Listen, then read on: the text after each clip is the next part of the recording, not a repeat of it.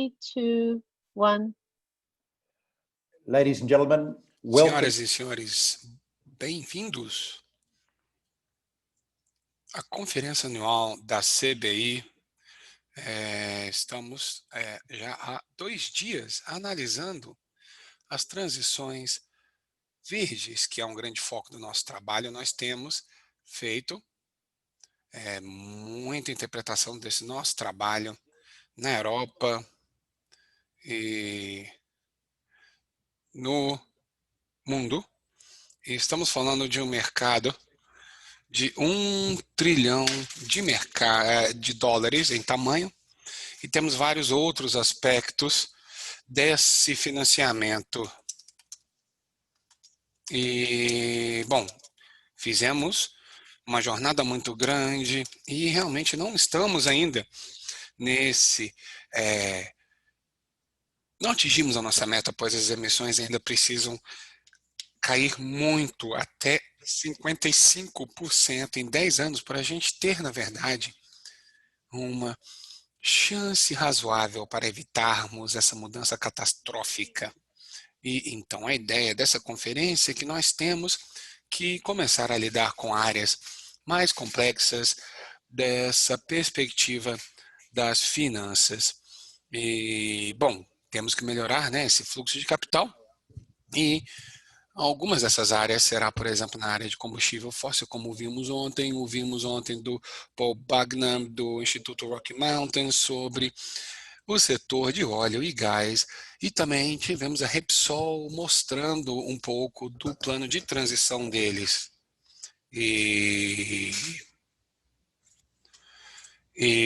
Bom, hoje nós vamos focar no hidrogênio e no aço, e nós temos alguns palestrantes muito interessantes que vão falar conosco. E antes de abordarmos isso, teremos um assunto que emergiu durante essa área, que é a aviação, pois temos uma oportunidade para ver licenças de operação para impor condições nessas empresas aéreas, e temos realmente alguns desafios de como vamos ter que lidar com isso, como os capex envolvidos para a gente poder mudar as pessoas para as ferrovias, e isso é muito grande em muitos países. Nós temos bom, temos também um vídeo rápido aqui de um parceiro nosso do grupo de trabalho sobre a agenda de aviação. E aí, bom, 3 minutinhos e depois a gente volta para o hidrogênio.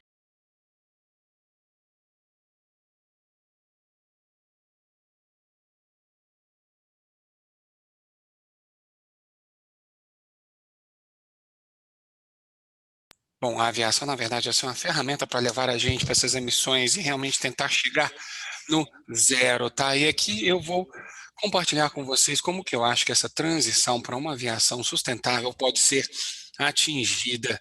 Eu sou um especialista em mobilidade e sou membro do grupo de trabalho da CBI em transporte. E temos 3 possibilidades de política aqui para podermos reduzir o CO2 de aviação, que seriam trens mais rápidos, a tributação na aviação, e para usarmos também combustíveis sustentáveis de aviação. Precisamos analisar a efetividade da redução de CO2 nesse combustível, mas a gente tem que pensar também em pacotes de preços, por exemplo. E os trens, eles só têm um impacto limitado desse CO2 da aviação. A minha estimativa é que 2 a 4% somente de CO2 da aviação europeia pode ser evitada se a gente fizer essa mudança. E a transição para uma aviação sustentável está nos combustíveis sustentáveis de aviação, e aqui estou falando de combustíveis sintéticos feitos de energia verde, solar, eólica, uma combinação desse CO2 na atmosfera e também esses combustíveis. E esse combustível ele pode ser utilizado já em aeronaves existentes para que nós possamos ter essa transição. E aqui não estou falando de biocombustíveis, tá? Pois temos somente um abastecimento limitado desses biocombustíveis, e para a aviação realmente teríamos que ter uma mudança para o querosene sintético, ou querosene sintético ele é mais caro do que o querosene fóssil hoje, ele custa 4, 6 vezes mais, e esse maior preço do combustível é o que vai nos levar para a transição dessa aviação sustentável, pois nós temos um grande incentivo para melhorar a eficiência energética e tudo está relacionado, por exemplo, a esses preços mais altos e, claro, né, para poder lidar com o crescimento na aviação. Então, uma alavanca-chave na transição do que seria essa aviação sustentável é essa mudança para o querosene sintético. Isso pode ser feito por meio de políticas do governo, introduzindo mandatos, obrigações, também introduzir o uso desse querosene sintético na aviação, começando com, sei lá, 1%, escalonando todo ano, e até 2050 precisamos chegar em 100%. Eu vejo isso como o caminho principal, chave para descarbonizar a aviação. Muito obrigado. Se pudermos voltar aqui para a apresentação. Bom, isso é algo para a gente pensar sobre isso, porque quando a gente começa a lidar com setores diferentes,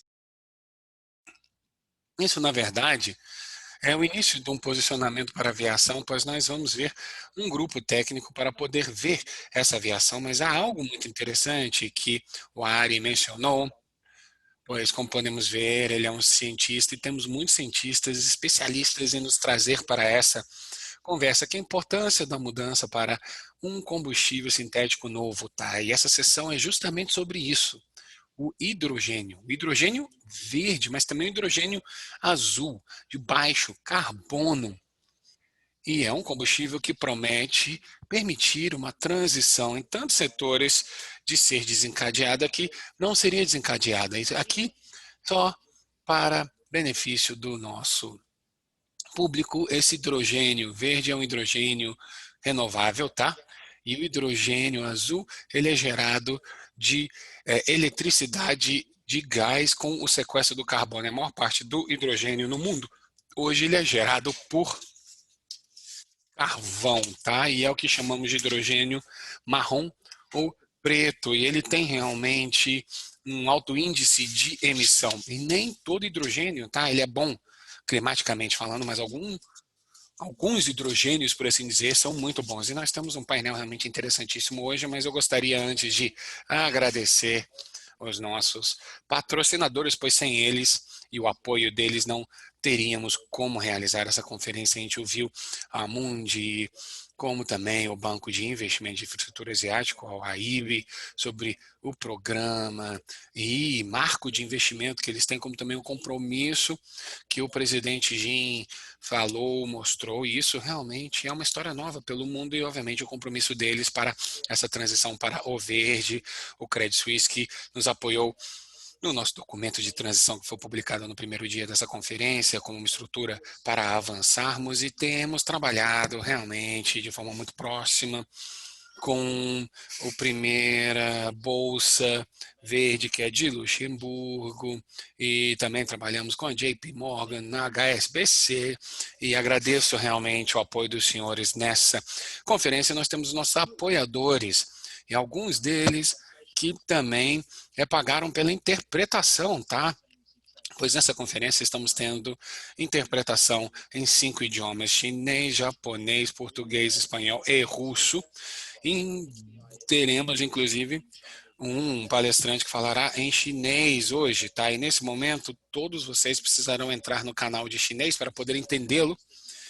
E essa interpretação no Zoom, ela não é tão, digamos, simples quanto parece. E aí, gostaria de relembrá-los que você precisa achar ali o botãozinho de tradução, tá? Que é interpretação, interpretation, tá sempre em inglês, e no Zoom, e colocar lá em inglês ou, enfim, português, ou seja, para qual idioma que você precisa. E agora, nós temos aqui o hashtag CBIConf20, tá? Se vocês quiserem utilizar o Twitter, e se vocês forem fazer alguma coisa, seria interessante vocês poderem usar esse hashtag. Isso aqui é a nossa agenda de hoje, tá? Temos muitas coisas acontecendo. A primeira sessão agora, né? Nós depois vamos ter também a Denise Sodaro, que vai falar na próxima sessão, tá? E eu também vou fazer uma pequena intervenção às 5h30, horário de Paris, tá? Que será, na verdade, um resumo para apontar os nossos passos para os próximos 10 anos. E, claro, se você estiver interessante, por favor, fique conosco até lá. E temos também nossas perguntas e respostas que ocorrem no aplicativo. Teremos algumas outras perguntas aqui no painel, mas lembrem-se todos que as gravações, tá, das sessões estarão disponíveis até dezembro, então caso você perca alguma coisa, vocês podem voltar. E nós vamos então iniciar os trabalhos de agora com a Zoe Knight, que é a diretora do Centro de Finanças Sustentável do HSBC, e temos também o privilégio de termos o Dr. Shan Wai, que vai representar a Aliança de Hidrogênio da China, e ele trabalha no Instituto de Energia Limpa e de Baixo Carbono. Nós também teremos o vice-presidente de hidrogênio, tá, o senhor Pierre-Etienne Franco, Jindong Wang, do grupo HBIS, que é a segunda maior empresa de aço, né, grupo de aço na China. E depois teremos o senhor Padmanabhan, que vai entrar aqui na nossa sessão daqui a alguns minutos, pois ele nesse momento está ocupado. E Zoe, eu acho que agora você que vai nos iniciar. E comece, por favor. Muito obrigado, Shona, é realmente um grande prazer de estar aqui trabalhando com todos vocês. Eu só fico chateada que a gente não está avançando na nossa agenda de forma mais rápida, mas não é por falta de tentativa, pois a gente tem trabalhado muito para liderar essa agenda, e realmente, quando a gente avança, quando a gente pensa sobre essa finança de transição como a finanças verdes, eu gostaria de compartilhar com vocês algumas ideias desse momento para que nós possamos avançar no setor de hidrogênio. Mas, primeiramente, eu gostaria de estabelecer o que a gente quer dizer para a gente poder saber nessa parte do mundo, pois aqui o que a gente tem que fazer é fazer a transição desse nosso estoque de capital para estarmos de acordo com o Acordo de Paris. E isso significa não só investir nas soluções, mas também significa apoiar as indústrias de alto carbono hoje para que eles possam ser os líderes de baixo carbono do futuro. E para isso temos trabalhado proximamente com o setor industrial, como o cimento, como o aço, que operam nessas áreas que de repente não tem um caminho tão claro que a gente consegue ver, por exemplo, para o setor de energia, da forma que a gente precisa ver tudo avançar e chegarmos, né, nas emissões zero. Então, por exemplo, toda essa transição, como que o hidrogênio se encaixa dentro dessa agenda? Primeiramente, se a gente puder voltar para o slide anterior, mas primeiramente, nós teremos essa movimentação impulsionada por 3 fatores: um aumento na demanda, como também uma melhoria nessas políticas governamentais, e em terceiro lugar, teremos que ter preços de carbono apropriados. Então, a boa notícia é que 2 dessas 3 forças, por assim dizer, já estão no seu devido lugar. E em termos de aumento de demanda, nós podemos ver que isso já ocorre.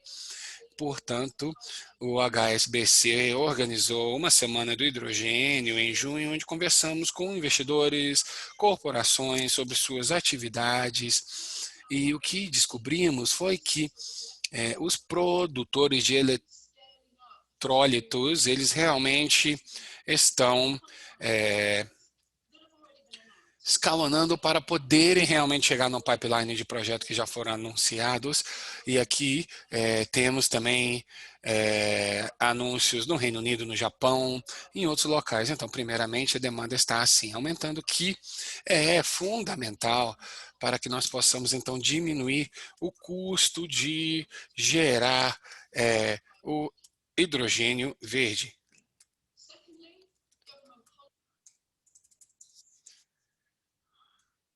E isso também está ocorrendo, e em termos do que a gente tem visto, por exemplo, do vamos construir melhor com relação a, por exemplo, a crise da Covid, nós temos nesse momento mecanismos de apoio no Japão, na Coreia, na China, tivemos respostas também da Califórnia, da Austrália, para uma melhor campanha. E até aqui, na União Europeia, nós já temos uma estratégia abrangente de hidrogênio que tem a meta de nos levar de 60 gigawatts de capacidade em 2024 para 30 até 2030. E, bom, tudo isso está no seu devido lugar, e aqui estamos falando também de uma estrutura de investimento. Então, aqui na União Europeia, nós estamos falando de 230, 240 bilhões em oportunidades de investimento, que, claro, isso é bem positivo. Em terceiro lugar, precificação do carbono. Agora, claro, isso aqui é algo de qual falamos já há bastante tempo. Eu e o Sean já discutimos muitos os méritos, por exemplo, dessa precificação do carbono e como que isso poderia aumentar muito, mas isso realmente ajudaria na indústria do hidrogênio, especificamente com relação ao seu uso para o cimento, para o aço. E isso é crítico em termos de avançarmos nessa agenda, mas, por exemplo, quando a gente tem duas das três forças motrizes nessa área, eu acho que é uma boa plataforma para podermos escalonar e aumentar o nosso trabalho. E, claro, uma outra coisa que nós poderíamos apontar da importância do hidrogênio para acelerar essa transição é o papel que ele tem em escalonar a eletrificação, especificamente para renováveis. Agora, claro, já sabemos que o segredo para reduzir emissões é se tornar mais eficiente de forma energética e escalonar, obviamente, essa eletricidade renovável. E essa mudança para o hidrogênio verde pode, de fato, apoiar a essa aceleração. E era isso que eu queria mencionar agora de manhã. E a questão aqui é que realmente dizer que a finança de transição está trabalhando arduamente para poder demonstrar como que podemos reduzir as emissões e provavelmente vamos ouvir um pouco mais sobre outros produtos, outras oportunidades que estão aparecendo durante essa fase de transição. E nós temos essas três forças motrizes que realmente estão começando a aparecer. Então temos a demanda, e se a gente conseguir escalonar a demanda de qualquer mercado em termos de capacidade, que vai mudar também essa mudança. Temos também, né, esse impulso pelas políticas, especialmente após essa crise da Covid, e ambos estão criando oportunidades para investidores, e assim os investidores podem começar a demonstrar que eles estão em linha com as metas de Paris, que já foi estabelecido no artigo 2C do acordo em si. Então, eu vou deixar por aí, Sean, estou realmente muito satisfeita de participar nessa sessão, e claro, estou aberta a qualquer pergunta que possa vir da plateia. Muito obrigado, Zoe. A gente volta para você com perguntas específicas sobre o papel que o HSBC está desempenhando e pode desempenhar nisso. Agora temos o Dr. Wei Cheng. Posso passar a palavra para o senhor? E aí eu posso passar o slide do senhor para frente, tá? Muito obrigado, Sean. Meu nome é Chang Wei. Eu sou do Instituto de Baixo Carbono, que é um instituto de pesquisa na China, e é muito bom estar aqui. Hoje eu falo em nome dessa aliança de hidrogênio da China. E aqui nós temos uma visão geral da aliança de hidrogênio da China. E, bom, somos um laboratório de ideias, né, que fornece apoio para o governo central e os governos locais para desenvolverem justamente essa estratégia de hidrogênio. Depois nós temos uma plataforma que permite que os players da indústria possam colaborar, certo? Para que possamos avançar nessa indústria. Em terceiro lugar, somos um defensor, digamos assim, por padrões atualizados e termos também protocolos atualizados para termos certeza que esses padrões são atualizados. E o último é uma incubadora de negócio, na verdade, para funcionar, para poder aumentar novos negócios por meio das conexões da aliança e também da nossa influência. Então, na verdade, são pontos de descrição dessa aliança de hidrogênio da China, pois somos, na verdade, uma colaboração de estratégias dos membros da aliança e também funcionamos como um acelerador da indústria do hidrogênio. Agora, isso aqui é a nossa visão dessa energia de hidrogênio. Aqui temos dois gráficos, tá? Então, um vem do conselho de hidrogênio, o outro, obviamente, é um gráfico mais clássico, por assim dizer. E o hidrogênio, na verdade, é uma parte importantíssima do nosso ecossistema energético. Então, nós temos aqui a geração de eletricidade e aqui podemos utilizar combustíveis fósseis renováveis. E então, utilizamos esses combustíveis para produzir o hidrogênio, como podemos utilizar o hidrogênio para produzir a eletricidade. Da mesma forma, nos conectamos com aplicações, pode ser, por exemplo, a indústria química, indústria de transporte, enfim, de refinamento de aço, ou seja, qualquer coisa relacionada ao hidrogênio, e temos esse aspecto. Agora, o segundo aspecto que nós temos aqui, né, além da conexão, é a descarbonização. E aqui a gente vê o hidrogênio desempenhando um papel realmente muito grande, pois o hidrogênio ele pode realmente permitir as renováveis serem utilizadas, por exemplo, nessa área de aço, como um buffer, por assim dizer, e pode realmente ajudar na redução de emissões no transporte por meio da descarbonização, pode ajudar também a melhorar essas emissões no uso energético industrial, tá? E, bom, isso aqui é, na verdade, a nossa visão do hidrogênio como, na verdade, uma fonte de energia, né, de eletricidade. E o que que ocorre na China? Bom, nós temos um status de hidrogênio, digamos assim, na China. Primeiramente, nós temos uma produção de hidrogênio na China, temos uma capacidade de 27 milhões de toneladas ao ano, tá? Que o mundo tem uma capacidade total de 115 milhões de toneladas. Então, aqui estamos falando de uma porcentagem muito grande na China, né, da geração desse hidrogênio. Aqui temos as fontes de hidrogênio. E na China, a maior parte das fontes vem de energias fósseis, tá? Então, podemos dizer que o carvão para hidrogênio é praticamente 50, né? Estamos falando de 43% aqui.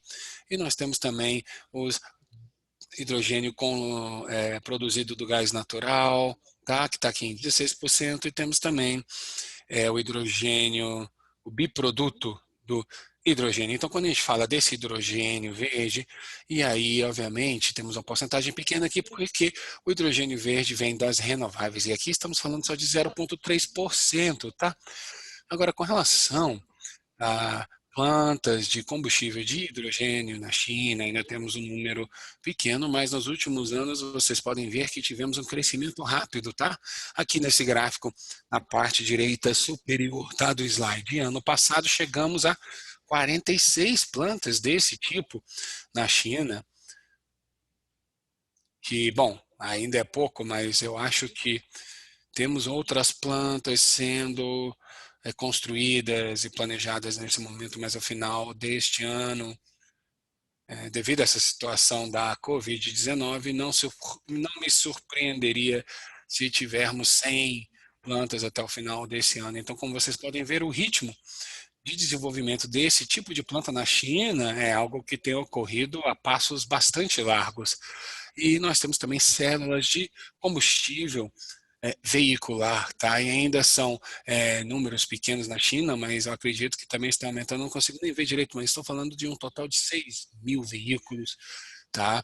Que seriam que utilizam essa célula de combustível, tá? Mas obviamente nós temos um posicionamento muito maior nessa direção no nosso mercado. Agora, aqui o que a gente vê essa produção do hidrogênio. Isso aqui, na verdade, é um problema relacionado ao nosso tópico, ao nosso tema hoje. Eu mencionei na nossa página anterior várias formas de produzir o hidrogênio, pois na China o hidrogênio ele está num custo baixo, mas temos que, obviamente, ter, né, digamos assim, uma melhoria desse hidrogênio para poder utilizar em células de combustíveis veiculares, tá? E isso realmente é algo bastante interessante. Agora, a segunda questão para nós também é que a gente vê como um caminho, né, de um biproduto industrial e aqui, por ser um biproduto, a gente não tem reduzido a nossa pegada né, de emissões, mas a gente pode também, por exemplo, utilizar a energia eólica para produzir esse hidrogênio, porque estamos acima dessa capacidade, mas se utilizamos a eletrólise convencional, tá? Aqui no lado direito, vocês podem ver que os custos para essa eletrólise convencional ainda é bem caro. A gente está falando de 30 RV por quilograma, mas a gente prevê uma queda significativa nos próximos 5 anos, se a gente olhar aqui nesse gráfico. Então, em 2020, a gente está falando de 31 por quilograma, né? 31 RMB, e temos uma previsão de uma queda para 20 em 2025, e obviamente isso será devido à eficiência da eletrólise, e aqui estamos falando de 15, 20%, tá? E uma outra parte muito importante são os custos energéticos, por exemplo, os custos da eólica, do solar. E aqui a gente vê uma aceleração muito rápida aqui, pois a gente tem visto que o custo da solar tem caído muito nos últimos anos e acreditamos que teremos maiores custos nos próximos anos. E, claro, com isso a gente verá que teremos um capex maior ainda, especialmente quando a gente chega à escala e quando a gente tem essa maturidade de produção, tá? Portanto, acreditamos que o capex do sistema de eletrólise também cairá. Sendo assim, nós temos 21. Estamos falando de uma redução bem grande nos próximos 5 anos, mas a gente vê o trabalho de algumas áreas. Em algumas áreas, as renováveis vão cair ainda mais, e aí chegaremos, por exemplo, a 15 RMB por quilo, até menos, 10, 15, tá? Claro, isso é uma aproximação, e isso aí é um custo parecido, né, com esse biproduto aqui do hidrogênio. Portanto, estamos vendo aqui, de fato, uma rota de baixo custo, e isso é muito. Realmente, se a nossa experiência do passado realmente for verdadeiro, isso é interessantíssimo, né? Na próxima fase. E aqui é meu último slidezinho, tá? É, que simplesmente aborda os esforços da nossa aliança na China, tá? De hidrogênio, primeiramente, para ações pós-Covid. Temos, então, o foco nesse crescimento sustentável. E, bom, temos um plano pós-Covid bastante concreto e gostaríamos de dar mais apoio para realmente alavancar, digamos assim, o crescimento dessa indústria, do governo, dos setores e também das instituições de inovação, de pesquisa, universidade, fazendo isso por meio daquela colaboração na cadeia de suprimento para que a indústria toda trabalhe em conjunto. E temos também uma questão aqui da promoção da segurança do hidrogênio. E, bom, eu queria também só falar um pouquinho sobre um mal entendimento sobre a segurança do hidrogênio, que a gente não pode realmente permitir nenhum tipo de manuseio errado do hidrogênio, tá? Pois obviamente isso pode ter alguns problemas. E nós temos também um foco, tá, na infraestrutura desse novo hidrogênio, e nós temos um foco renovado nessa infraestrutura e sua construção, tá? Pois a gente tem que, obviamente, incluir a infraestrutura do hidrogênio nesse foco para nos certificar que a infraestrutura realmente tenha um papel muito importante. Bom, temos nossos códigos, nossos padrões que eu mencionei. Obviamente, o próximo esforço é a inovação tecnológica por meio de colaboração, de inovação coordenada e, finalmente, temos aqui, digamos assim, uma alavanca para um ecossistema de hidrogênio, ou seja, queremos construir um ecossistema que permita realmente que a indústria se desenvolva. Então, em resumo, estamos correndo atrás de investimento, tecnologia, padrões, digamos assim, e claro, né, queremos alavancar a saúde de toda a indústria. Tudo que eu tinha, tá bom, Sean? E claro, se você tiver qualquer pergunta na discussão, estou aberto e à disposição. Na verdade, é uma visão muito interessante dessa nova produção, e eu não sabia, então, que um dos componentes eram os custos de CAPEX. E nós vemos essa oportunidade de arbitragem entre taxas de juros no Japão e na Europa e nos Estados Unidos, e também o custo de capital na China. E umas coisas que estamos analisando, e estamos muito felizes de termos sido aceitos como membros dessa aliança chinesa, ter conseguido reduzir, então, os custos de investimento de capital na China. Nós vamos voltar um pouco a isso em seguida. Agora, gostaria de convidar Pierre Etienne, que é, então, de um enorme fornecedor da Europa e do mundo inteiro, e que estão, então, entrando nesse setor, então, de hidrogênio. É algo, quer dizer, é algo que queremos fazer parte, na verdade? Bem, falamos dessa inovação. Bem, eu vou, na verdade, usar dois chapéus diferentes aqui. Eu vou falar aqui em nome do Conselho também, porque isso é parte do meu tempo. E eu acho que o Conselho tem feito muito para tentar, então, moldar a ambição nessa região e fazer com que as pessoas entendam, então, que, na verdade, se quisermos promover essa transição, temos que, então, considerar vários fatores e vários setores, como indústria e transporte, e etc. E se falarmos, então, desse hidrogênio verde, ele se aplica a todos esses setores. E eu vou falar um pouco sobre algo que foi decidido mais cedo, quer dizer, no Conselho, em relação ao roteiro de como chegar e considerar todas essas aplicações para o novo hidrogênio. Bem, vamos passar um pouco mais rapidamente os slides. Esse aqui é o estudo que eu mencionei e já está lá no site do Conselho. Eu gostaria de falar inicialmente sobre esse slide aqui. O que nós fizemos foi o seguinte: nós reunimos todas as visões e conhecimentos de cada setor e consideramos, então, as principais aplicações do hidrogênio, que representam, então, uma grande porcentagem dos usos no setor. E também tentamos identificar as tecnologias existentes, nos casos que há tecnologias existentes, e também em comparação com as tecnologias atuais. E percebemos que metade desses setores conseguiam visualizar a possibilidade de o hidrogênio se tornar o vetor de, perdão, adequado para essa transição. E, sim, eu estou tentando passar rapidamente por essa. Bem, por favor, continue me dando instruções aqui sobre o que fazer. Bem, esse é um resumo, então, do que nós temos atualmente. Do lado direito, então, do lado superior do gráfico, temos, então, as soluções fósseis atuais e também alternativas de baixo carbono atualmente. Todas estão relacionadas ao transporte pesado.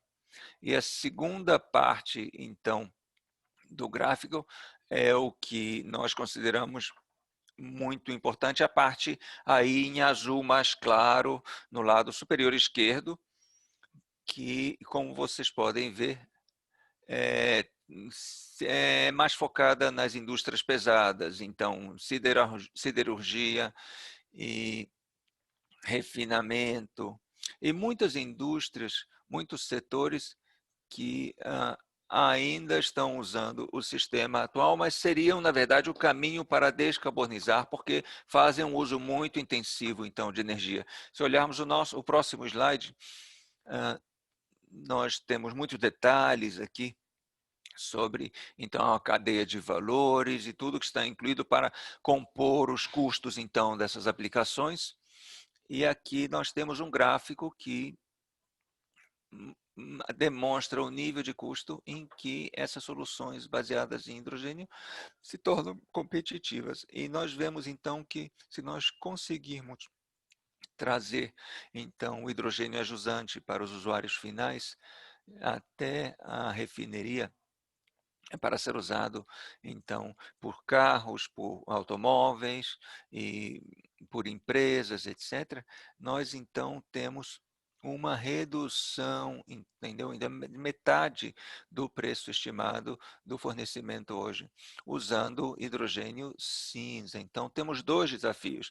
Temos que passar de cinza para verde ou azul, e temos que também reduzir o custo a jusante, ou seja, o custo para os usuários finais. E isso inclui, inclusive, essas ecoplantas, essas ecousinas, etc. E se reduzirmos, então, de 6 para 4, já cobrimos, então, um grande número de empresas e de indústria pesada. Mas, na verdade, isso vai ser uma questão de escolha, na verdade, quando houver essa variação no preço. Bem, se esse slide trata mais especificamente do tópico de hoje, que é o hidrogênio verde. Foi muito interessante ver a apresentação da China, porque, na verdade, a nossa organização é um pouquinho diferente, nosso arranjo é um pouquinho diferente. Na prática, o que temos agora é um valor de mais ou menos $6 ou 6 euros. Então, do que o preço do hidrogênio verde atualmente é muito mais caro do que do hidrogênio cinza. Mas se considerarmos, então, as concessionárias de serviços públicos, os fabricantes, a indústria, o uso, nós podemos, na verdade, considerar dois componentes. O primeiro considera os benefícios a partir da redução gradual dos custos.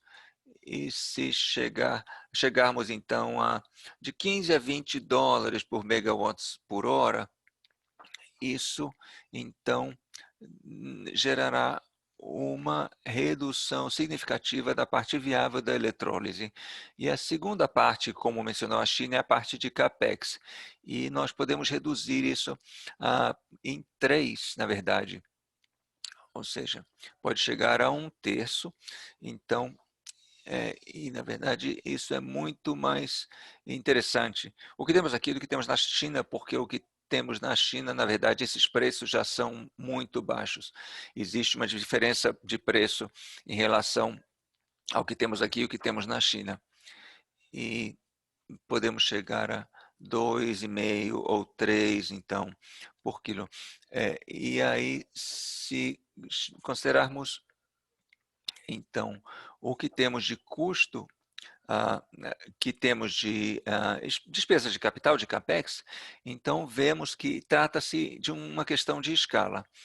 Ou seja, os elaboradores, formuladores de políticas públicas têm que considerar esse valor. Bem, posso interromper você só um minutinho aqui?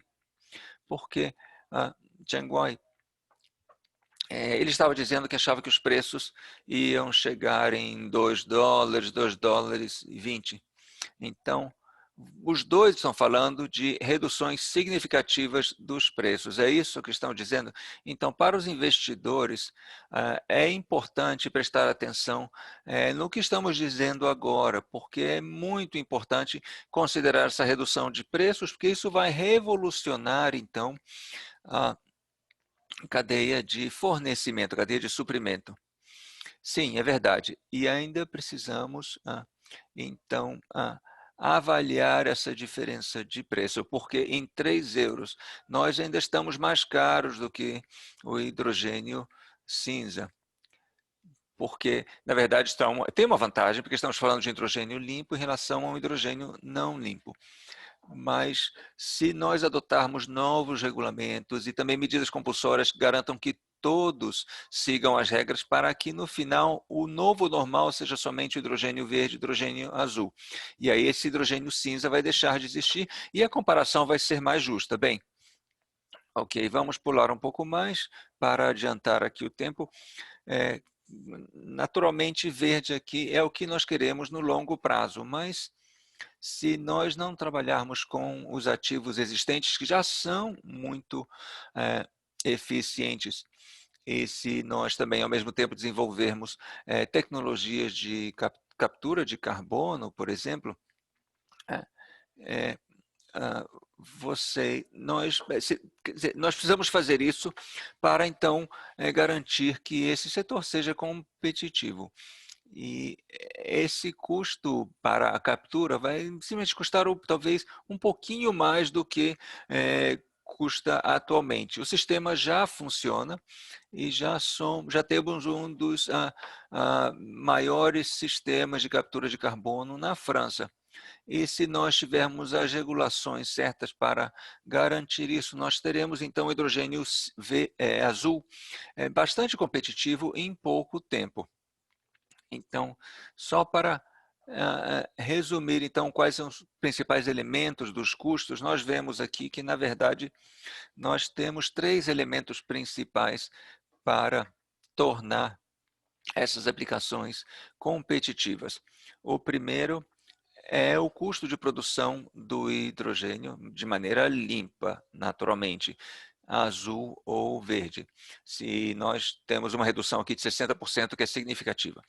Em seguida, temos a questão da distribuição, e as pessoas tendem a esquecer isso, porque o transporte é o primeiro setor que tem que considerar o uso do hidrogênio, porque é aquele que será afetado pelos regulamentos nos próximos 5 anos.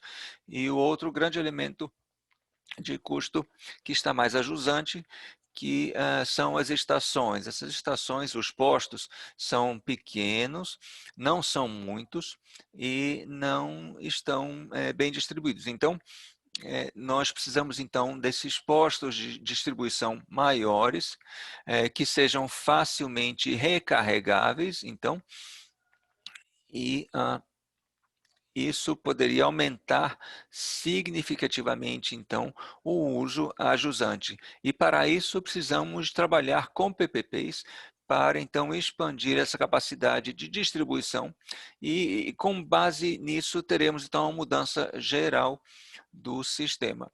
E claro que temos que considerar também o custo das aplicações, então, o custo de fabricação ou de produção, digamos, das unidades de armazenamento, etc.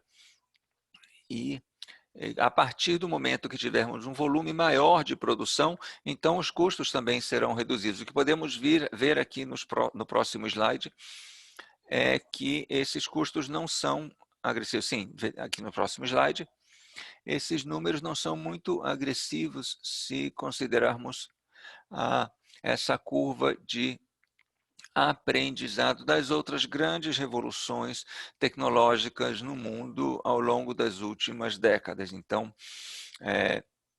energia solar, energia eólica, que nós vemos aqui uma redução de 40% em geral, e no caso dessas as células de combustíveis por eletrólise, vemos uma redução de 10% a 15%. Então, na verdade, são resultados bastante conservadores.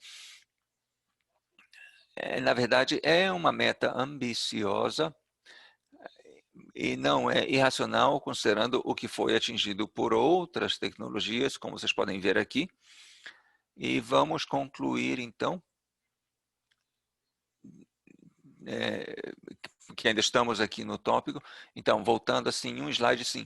Isso é o que nós só queremos lembrar a todos, que nós somos um dos principais produtores e distribuidores da economia de hidrogênio e fazemos muitos negócios em torno disso e atuamos com várias empresas e vários setores, então, inclusive petroquímicos e transportes, etc. E o que fizemos ao longo dos últimos 10 anos foi, na verdade, tentar preparar para essa mudança, tentando, então, criar e permitir a criação de consórcios na Alemanha, na Espanha, na Coreia, em várias partes do mundo, e também para começar a expandir, então, essa transição. E ao longo dos últimos 10 anos, também desenvolvemos muitas soluções de captura de carbono na França e também fabricação por meio de eletrólise no Canadá.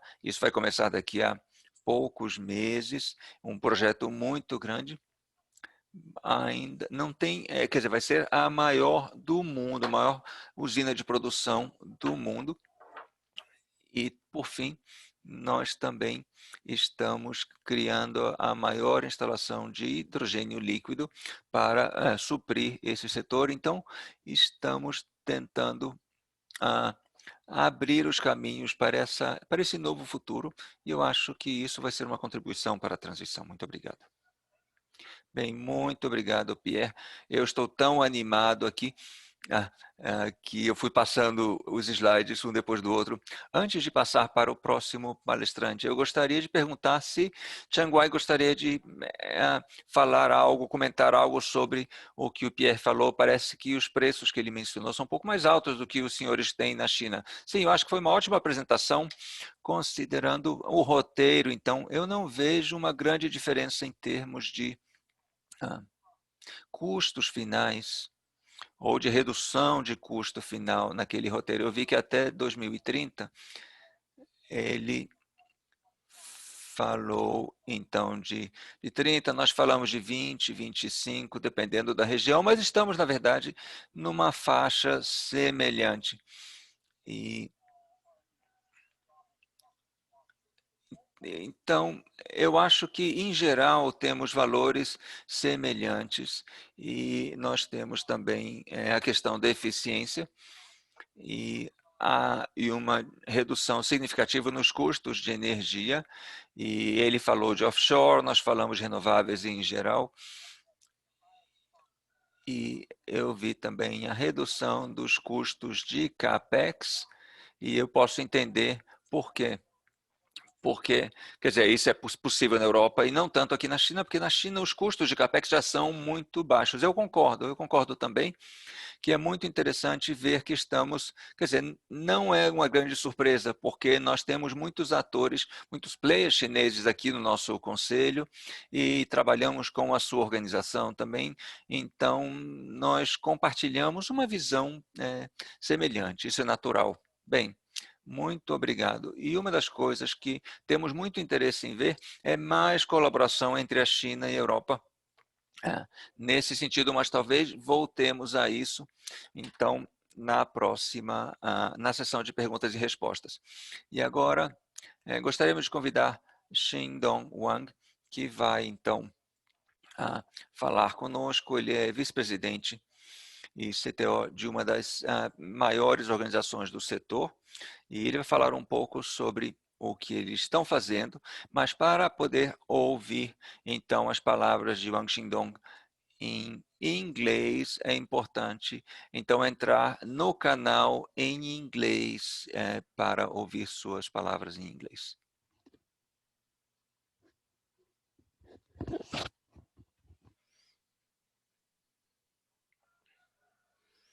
Você consegue me ouvir?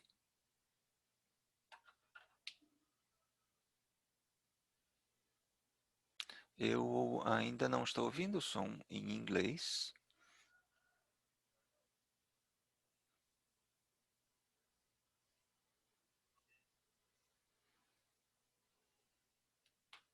Pode falar, sim.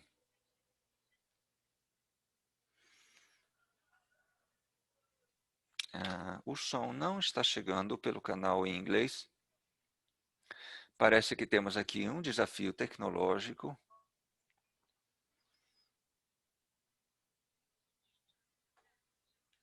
E eu ouço a voz da intérprete em chinês, mas ainda não temos. Yes. Agora sim. Então, agora sim, agora vamos começar. Sim, tivemos alguns problemas técnicos. Bem, eu vou.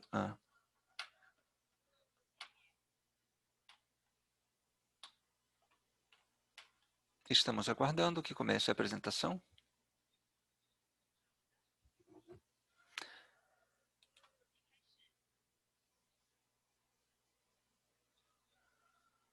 Eu não acho que o senhor Wang consegue me ouvir. Eu acho que ele está no mudo.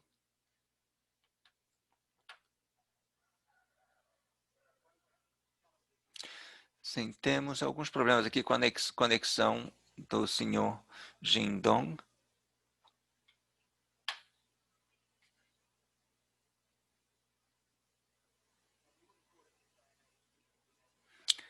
Bem, nós imaginamos inicialmente que nessa época teríamos a capacidade de fazer uma conexão, então, mais rápida entre a China e a Europa, talvez ele tenha, então, que desconectar e se reconectar depois. Eu vou, então, só continuar falando rapidamente enquanto ele se reconecta. Nós sabemos que a HBIS é uma grande empresa e que trabalha... Então, é uma das 500 maiores empresas do mundo e tem 120 mil funcionários, o que não é tão incomum na China, porque eu já visitei empresas na China que tinha 400 mil funcionários. Então, é muito mais, por exemplo, do que até as maiores organizações britânicas.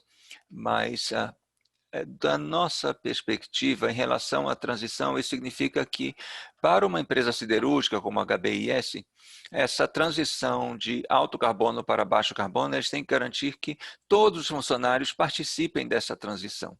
Então, é uma questão de transição aqui.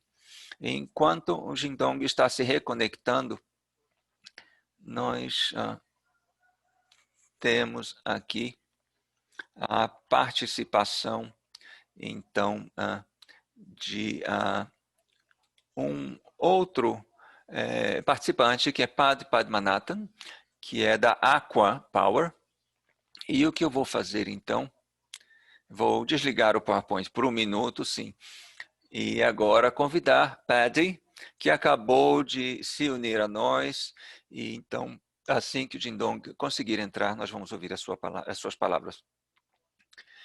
Estamos aguardando que ele abra o microfone.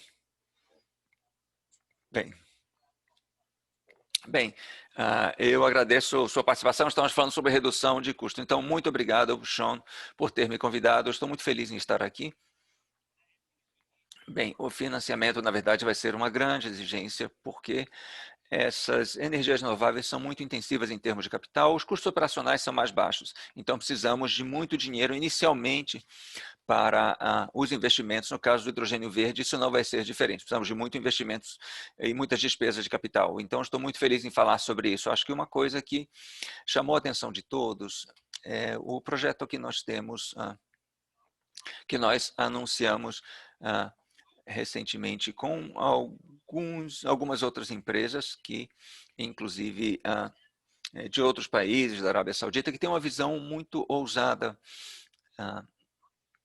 em relação, quer dizer, na verdade, eles pretendem toda a região, não apenas uma cidade, mas toda uma região que quer focar nessa energia verde e atrair, então, empresas e tecnologias que visem a neutralidade de carbono. Então, estamos trabalhando em conjunto para desenvolver os melhores projetos para esse setor, que, na verdade, será uma usina que vai produzir 650 toneladas por dia de hidrogênio, que vão alimentar 4.000 megawatts, gerar 4.000 megawatts de energia renovável.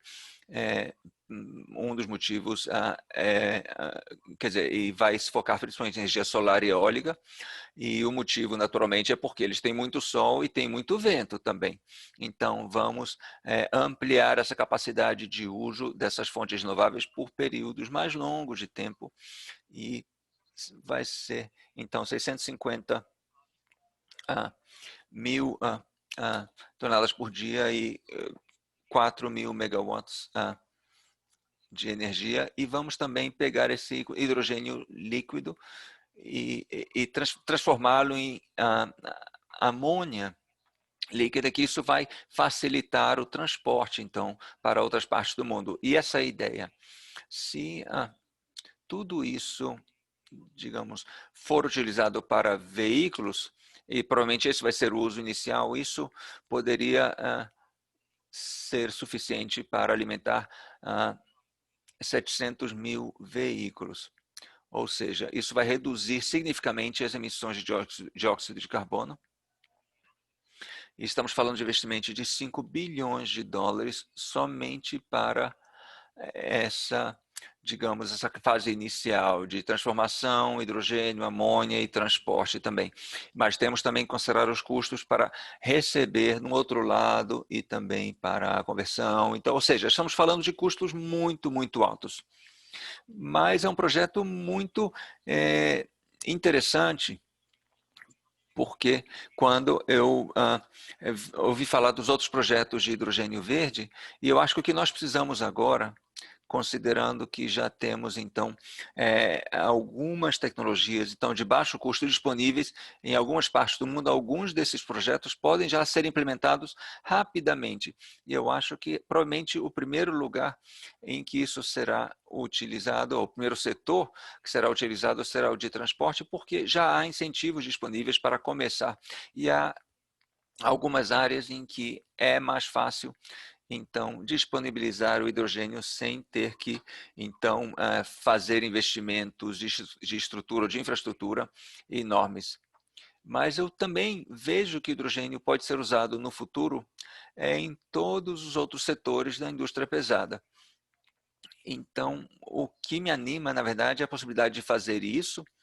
Inicialmente, já temos esse acordo inicial, e eu acho que teremos outras parcerias e outros acordos seguindo o mesmo padrão, mas quando tivermos já 2 ou 3 ou 4 projetos parecidos, os custos vão cair significativamente. E nós podemos fazer isso. Eu tenho certeza que se tivermos poucos projetos, nós poderemos reduzir os custos a $2 por quilo de hidrogênio. Nós queremos chegar a 1. Espera aí, padre, $2 por quilo? Você acha que é possível? Sim, sim, eu tenho certeza que nós podemos. Eu acho que eu vi no slide anterior que mostrava, então, como chegar lá. Quais são os inputs? Os inputs são, quer dizer, nós precisamos eletrolizar, quer dizer, o custo da eletrólise, temos os custos de energia e os custos de capacidade, de utilização. Bem, se nós conseguimos reduzir o custo da eletrólise, por exemplo, provavelmente eles dirão $500 por quilowatt. Se nós pegarmos $500 por quilowatt e considerarmos então $20 por megawatt, na verdade são valores fáceis de atingir, e chegamos a uma utilização de 20% a 40%, nós já temos então esse valor de $2 nos lugares certos. Claro que isso depende do ambiente e os custos de capital iniciais precisam ser atrativos em alguns lugares. Ou seja, é possível. Para chegar a $1, que seria nossa meta final, nós precisamos reduzir também os custos de eletrólise e também os outros custos. Isso não é impossível. Eu acredito plenamente que é só uma questão de alguns projetos para que esses custos possam ser reduzidos também. E eu acho que eu vou voltar para você, vou voltar a fazer essa pergunta depois ao Pierre para ter um comentário dele. E eu acho que isso é muito interessante, Paddy. Eu acho que muitas pessoas não sabem que, na verdade, aquele local de que você estava falando ali no Golfo, ali na Arábia Saudita, na verdade é uma região com muito vento. Então, nós temos vários lugares em outras partes do mundo, como Marrocos e Austrália, vários lugares que têm também muito vento.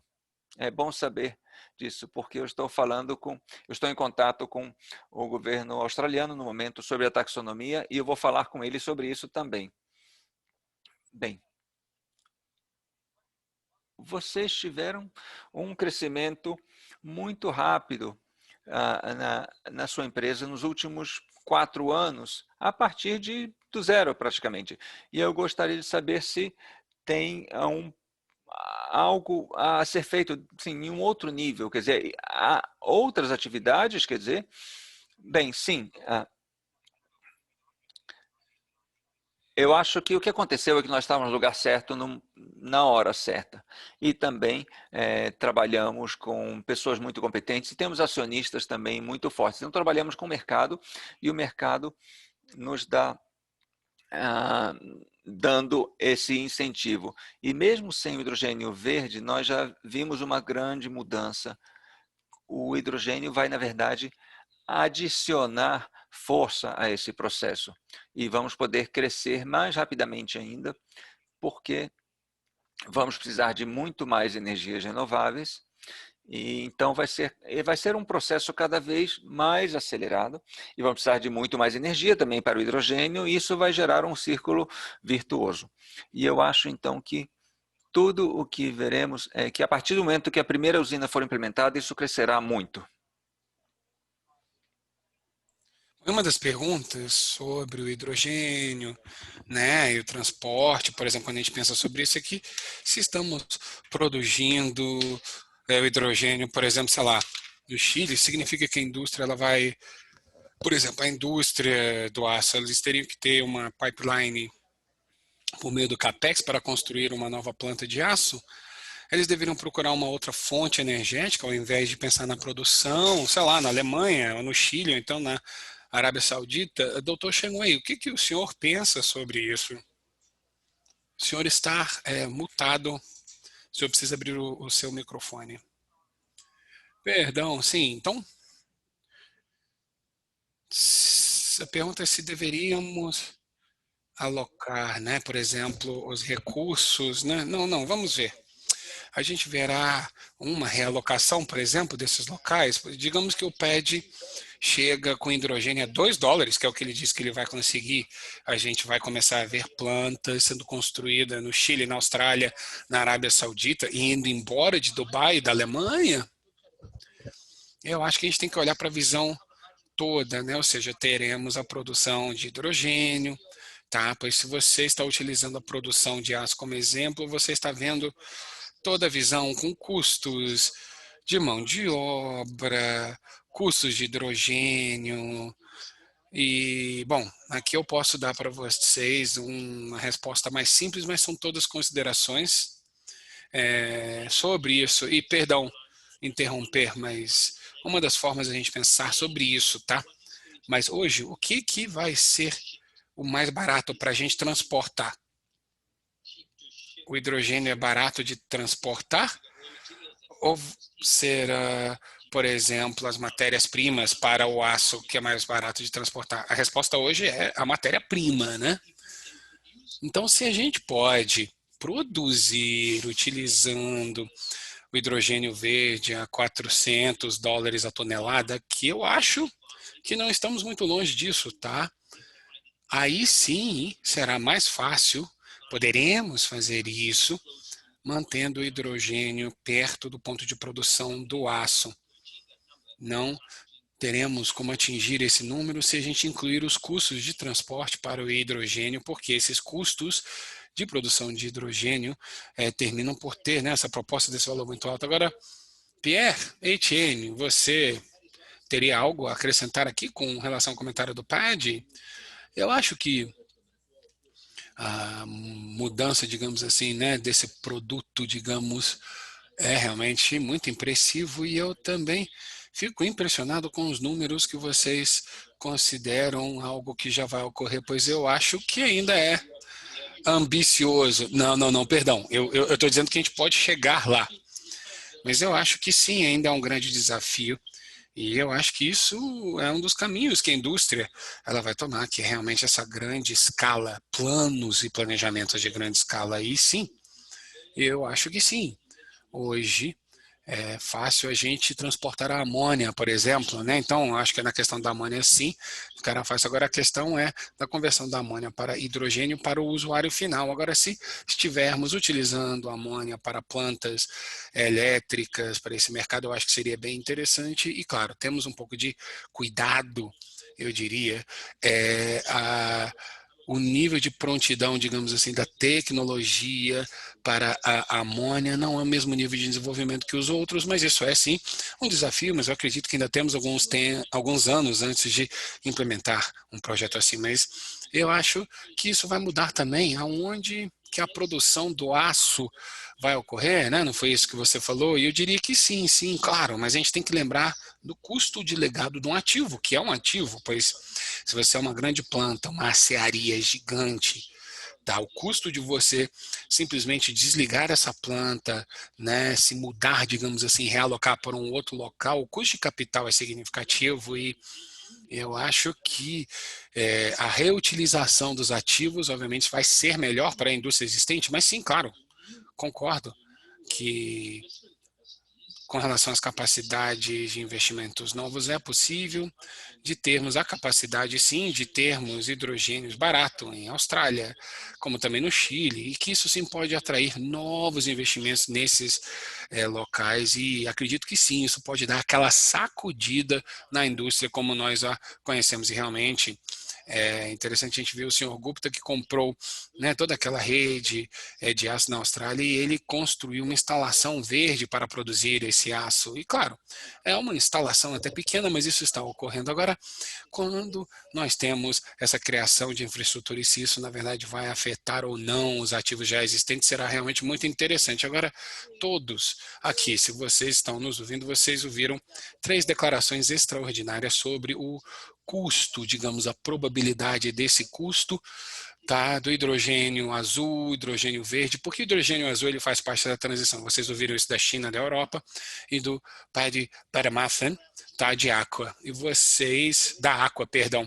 E vocês terão que decidir quais que vocês acham que é o mais crível. Agora, esse caminho de produção do custo realmente me parece incrível. Nós temos agora o nosso colega Jin Dong-won, ele voltou, então peço que vocês, por favor, escutem o canal de vocês e agora nós vamos voltar aqui para o PowerPoint que ele ia apresentar. E muito bem, senhor, se o senhor puder começar.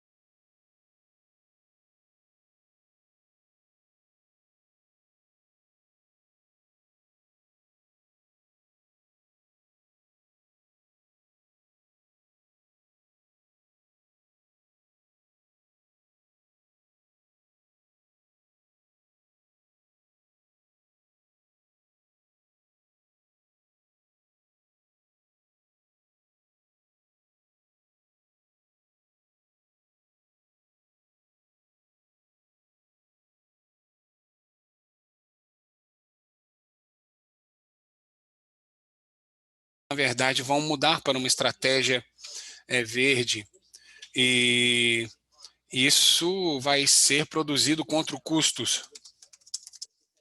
E isso vai ocorrer em algumas 2 semanas. Por quê? Porque isso vai terminar vendendo esse carbono zero, tá? Perdão, ação de carbono zero até 2026. A gente viu, né? A cearia do Sandy Gupta e Baú também fez um anúncio sobre essa mudança deles. E essas empresas de aço vão se montar para poderem aproveitar essa redução de custo. Jindong, você me escuta?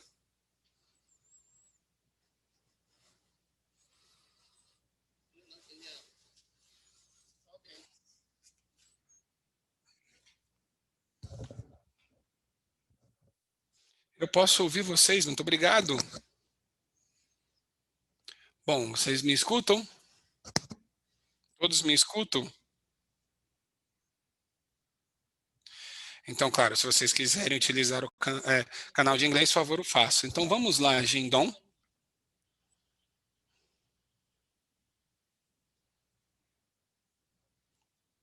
Sim, podemos ouvi-lo.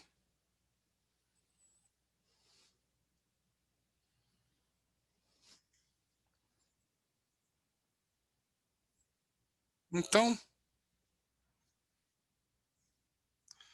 eu vou, então, apresentar aqui para vocês o hidrogênio na China, tá? Eu sou responsável por toda a logística e a nossa empresa, ela, na verdade, combina os fluxos de caixa, fluxos financeiros, digamos assim, para podermos construir essas usinas na planta, para poder atingir a nossa meta de êxito energético. E, basicamente falando, estamos todos se movimentando em direção a isso. Portanto, temos algumas usinas na China e, basicamente, a HBIS está planejando ativamente o desenvolvimento dessa indústria de produção de hidrogênio. E o segundo que estamos fazendo agora é que somos o líder mundial, tá? Com a redução de hidrogênio em Changhua. E também em Hebei, em 2020, tivemos uma capacidade de produção anual de 600 quilotoneladas. E quando a gente faz isso, conseguimos então reduzir as emissões de carbono.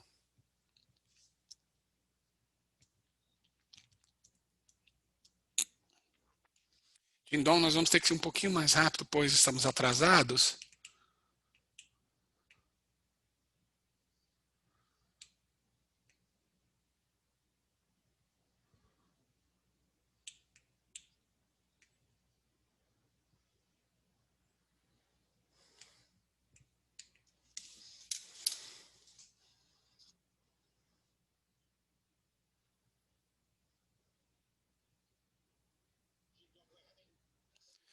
Então, estamos tendo problemas de novo, nós vamos ter que cancelar, infelizmente, e entrar direto na discussão. Eu peço desculpas por isso, vamos tentar realmente chegar nessa conversa depois. Estamos realmente comprometidos em apoiar os seus planos sobre o desenvolvimento de hidrogênio e para poder trabalhar, obviamente, como um membro, né, da Aliança do Hidrogênio da China, mas eu acho que é importante, mas são problemas que a gente não conseguiu, infelizmente, superar, mas vamos ter que passar para a próxima conversa, mas nós vamos fazer um exame post-mortem depois para realmente nos certificar que isso funcione no futuro, tá? Então, a todos aqui, vamos tentar voltar aqui ao nosso plano, mas a pergunta realmente é como que a gente consegue avançar nisso rapidamente, como que a gente faz com que esse espaço do hidrogênio cresça tão rápido que todas as outras partes do ecossistema, o setor de fertilizante de combustível de transporte comecem a mudar antes desses planos de CAPEX. Eu quero que todos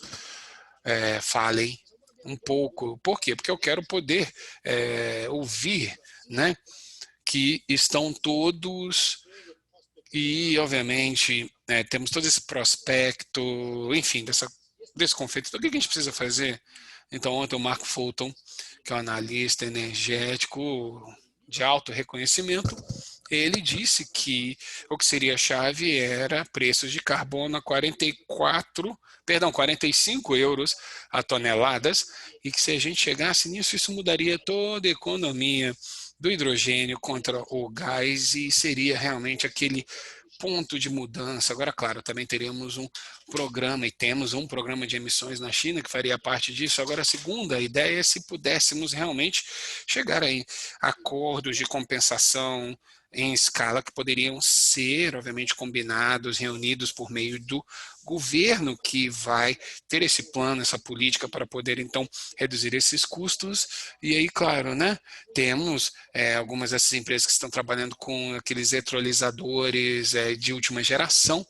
E o que seria realmente algo chave que faria uma diferença para poder comercializar isso e, obviamente, ter esse essa redução em custo, por exemplo, PAD, tá? Eu gostaria que você falasse, o Pierre, daquela última questão, e queremos que a Zoe também fale um pouco qual que é o segredo de desencadear essa queda de custo. Então, o senhor Pierre Etienne. Bom, eu acho que mesmo 50 euros por tonelada de preço de carbono, seja lá como a gente utilizar isso, eu acho que isso é muito bom. Mas precisamos levar em consideração que 1 euro de diferença para 100 euros, então, na verdade, 1 euro por tonelada seria melhor.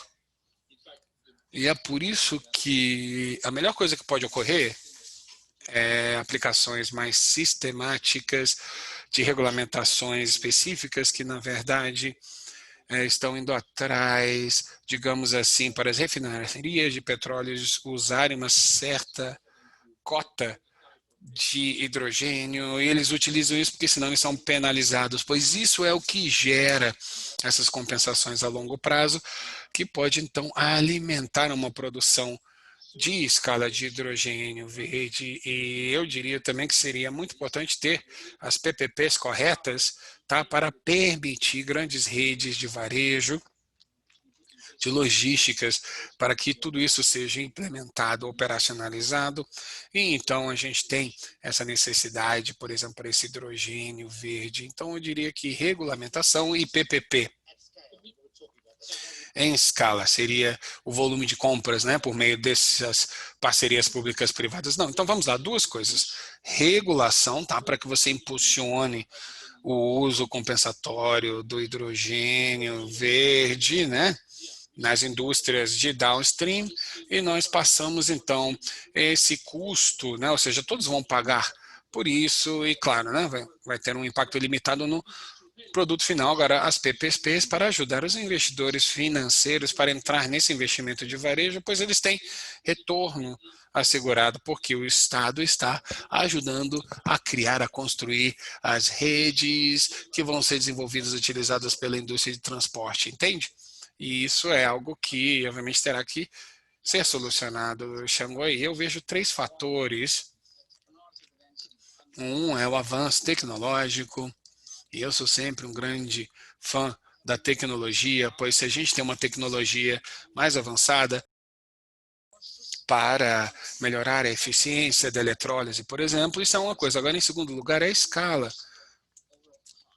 Nós temos uma escala para realmente reduzir o custo, e a escala ela não está lá ainda, mas eu diria que nos próximos anos, especialmente na China, se as coisas começarem a andar e tivermos realmente, né, esse momento, ou seja, né, esse ritmo, teremos sim isso escalonado. Agora, para poder chegar ali, incentivos são importantes. Falamos sobre o preço do carbono, e isso é uma coisa. No entanto, como a gente vê aqui, né, se eu dou um subsídio para a produção do hidrogênio verde, é a mesma coisa de aumentar o preço do carbono.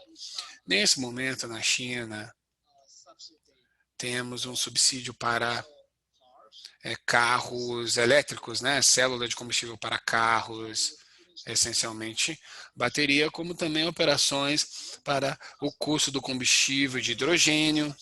E temos também subsídios para a construção para postos de hidrogênio, né, postos de abastecimento de hidrogênio. E aí, quando a gente vê, por exemplo, essa produção de hidrogênio de fontes renováveis para essa produção verde, isso vai então nos ajudar a avançar. Então, temos subsídios, tecnologia, escala.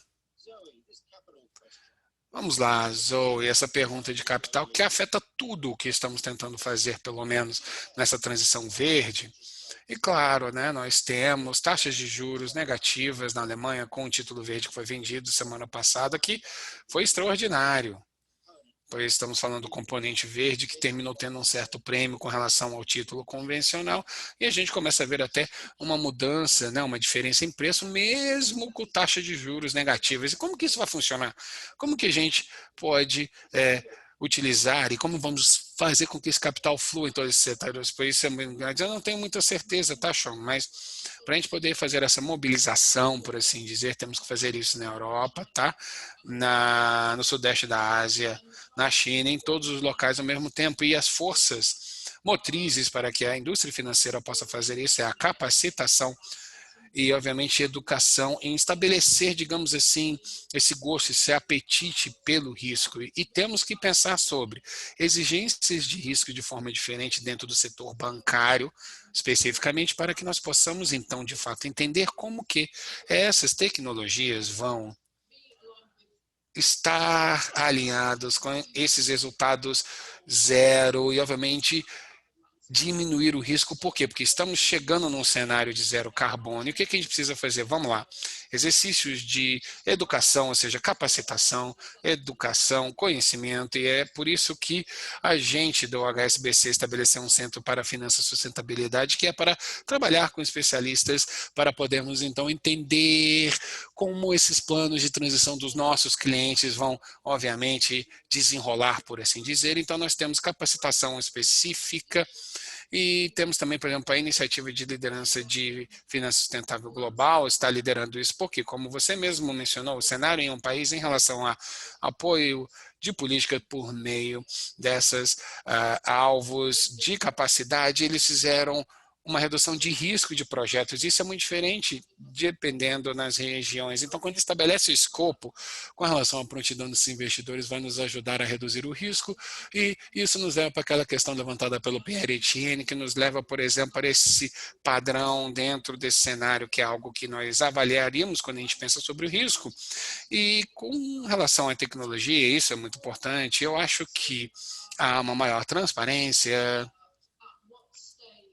em qual etapa cada corporação e onde cada país está com relação à base de custo na região deles. Então, vamos lá, o custo da energia, de renováveis, de eletrolisadores, e como que tudo isso se encaixa é algo que, pelo menos do lado do banco, há menos expertise, menos conscientização, e é aí que nós temos esse conhecimento, essa capacitação, né, que é tão importante. Mesmo assim, como eu falei inicialmente, nós temos a plataforma correta já em operação para podermos campeonar, liderar, digamos assim, essas direções que já foram apontadas pelo governo e outras estratégias. Então, eu fico muito otimista, pois eu acho que o setor financeiro poderá, sim, reavaliar, digamos, essa aceitação de risco para tecnologias que, de repente, não estavam tão prontas, digamos assim, daquela escala de prontidão, né? E Pad, você construiu uma plataforma na Aqua com seus acionistas para levar a cabo essa visão de mudança no mercado onde vocês trabalham. Vocês também emitiram um suco verde também. E, bom, eu acho que isso aí foi bem exitoso. E o que você vê em termos do que está ocorrendo hoje? E, bom, quando você termina fazendo isso, você tem todos esses contratos, que é o que você vai fornecer quando, né, temos esses contratos, digamos assim, com orçamento um pouco mais apertado. Sim, sim, pede, sim. A resposta óbvia é que a gente precisa mais, precisamos fazer mais por causa do desafio à nossa frente, né? Esse prospecto de não descarbonizar na velocidade que precisamos e as consequências. E ninguém pode sentar ali e falar, olha só, vamos levar isso aqui passo a passo. Então, sim, precisamos de mais. Só que o que estamos tentando fazer e vamos continuar a fazer é continuar a focar em o que nós podemos fazer ao invés de esperar os outros fazerem. Eu não vou esperar, digamos, esse tributo, né, esse imposto do carbono, enfim, eu não vou simplesmente esperar isso ocorrer. Ou algumas daquelas coisas malucas que as pessoas, né, aquelas pessoas estão tentando pensar, né, aqueles malucos mesmo, porque quando chegarmos nisso, a gente espera não precisar dessas medidas, digamos assim. Então, eu vou continuar a focar em reduzir custos, reduzir custos e reduzir custos, porque é aí que estamos com as renováveis. Então, por exemplo, a propagação das renováveis hoje não está ocorrendo, não é só porque isso aqui é porque é o certo a fazer, não. É porque isso aqui é o mais barato para esse volume de eletricidade que a gente usa quando temos o sol. Não há nada mais barato. Então, a gente tem que deixar e colocar o hidrogênio nessa mesma posição. Então, pensem, o mundo precisa de mais alimentos. Então, temos mais fertilizantes sendo consumidos, temos mais usinas de fertilizantes sendo construídas. Então, a gente vai precisar de muito mais de amônia. Então, esquece das 70 milhões de toneladas que temos hoje, mas pense sobre os próximos 70 milhões que nós vamos precisar, e a gente quer que essas próximas 70 milhões de toneladas usem o hidrogênio. E para a gente chegar, a gente precisa que o hidrogênio chegue a $1,50, e isso é o suficiente. E eu acho que a gente vai sim chegar lá. Então vamos continuar a focar nisso, e eu acho que é isso que a gente precisa continuar a trabalhar. Eu fico realmente muito satisfeito com a Green Sukuk, por exemplo, e não só, claro, claro, por causa, né, desse título verde, né, que esse Green Sukuk, que é um título que eles emitiram, mas agora nós temos a comunidade financeira islâmica. Tá? Então temos um grande pool de capital e eles também estão reconhecendo o valor da economia verde, e eles estão começando, porque isso aqui é uma grande fonte de capital no mundo e nós precisamos de todas as fontes de capital. A gente não pode simplesmente deixar nada para trás. E isso para mim realmente é extremamente entusiasmante. É como a Zoe mesmo disse, nós precisamos de mais e mais educação para que as pessoas fiquem cada vez mais confortáveis, pois a última coisa que a gente quer ver agora é, nossa, mas hidrogênio? Não, eu não entendo isso. Não, por quê? Porque todos aqui, né, foram para a escola e todo mundo colocamos eletrodos ali, né, e vimos as bolinhas saindo, né, enfim, naquele container no nosso laboratório de ciência. Então a gente não está falando de nenhuma ciência extremamente complicada. Bom, hoje, aqui, nós ouvimos de vários especialistas e nós vamos fazer um pouco mais com HBIS e teremos um painel específico analisando essa indústria de aço na China. E aí, Xinguai, vamos falar sobre isso separadamente, pois a gente quer se certificar que essa história de vocês esteja disponível para as pessoas. Ouvimos aqui dos caminhos de baixo custo para o hidrogênio. O PAD terminou falando em $1,50, $2, como uma possibilidade no futuro, e isso mudaria toda essa parte econômica de tudo se a gente chegar lá. Então, entre 3 horas na Europa, $2 na China, que são as projeções atuais, nós temos um caminho muito robusto. E quando começamos a pensar em como que nós podemos fazer a transição das nossas economias, não é possível fazer isso de forma correta, a não ser que a gente comece a analisar o que precisa ser feito em cada setor industrial e as possibilidades. Tá? Isso é um exemplo clássico.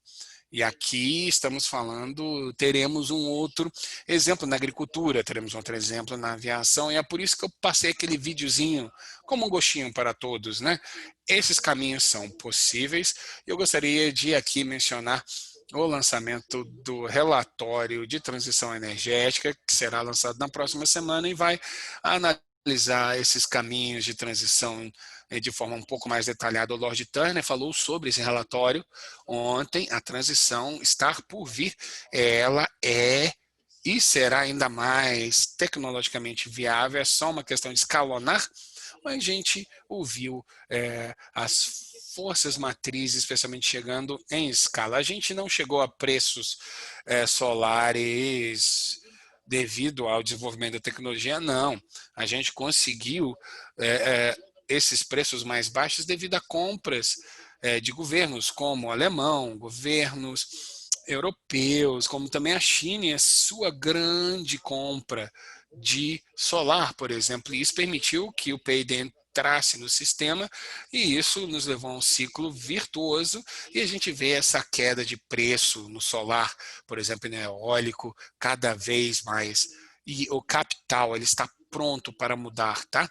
Vocês têm ouvido nos últimos dias, o capital está pronto para mover, seja o Credit Suisse falando dos seus clientes, ou o presidente Jim do AIB, ou o senhor Perrentienne, presidente do Amundi, por exemplo, eles estão procurando locais aonde investirem o dinheiro que sejam coerentes com a transição que nós temos que atingir para uma economia resiliente de carbono, de baixo carbono, tá?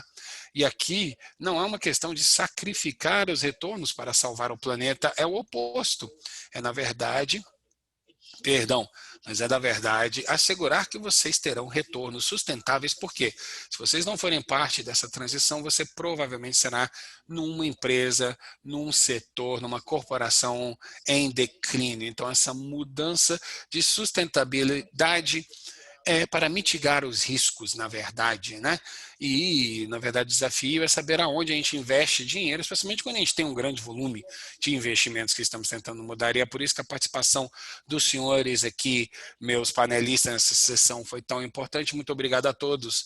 E muito obrigado a Zoe. E muito obrigado, Zoe, pelo trabalho que você faz no setor de finanças sustentáveis na HEBC, no HSBC. Muito obrigado, Chen Wang, pelo trabalho que o senhor tem feito na tecnologia nessa área, porque se essa tecnologia não se desenvolver, nós não teremos como nos mudar. E, bom, nós também construímos esse conselho hidrogênio e eu acho que essa onda, na verdade, está quebrando. Xindong, eu peço desculpas pelos nossos problemas técnicos, mas agradeço você pelo seu compromisso com a transição verde. O HBIS tem sido muito vocal, né, sobre isso. E, Pad, muito obrigado pelo seu otimismo incrível, como também os acordos que você está fechando agora, que nos mostram que a gente, de fato, consegue fazer isso. E, bom, esse é o final da nossa sessão e nós vamos continuar a nossa conferência com a próxima sessão em 15 minutos. Então, muito obrigado, Alisson, presidente daquela rede do Banco Central, Tokyo de Uekeda, agência reguladora do Japão, do Rick Packard, que é o diretor de investimento do segundo maior gestor de fundos do mundo, e a Denise Montara, que é presidente dos princípios dos títulos verdes e também diretora de relações no IFC. E temos 2 painéis hoje à tarde também. Então, obrigado a todos. Independente do que vocês fizerem, o futuro é a transição para o verde. Pensem sobre isso, planejem de acordo e realoquem os seus ativos de acordo. Muito obrigado a todos.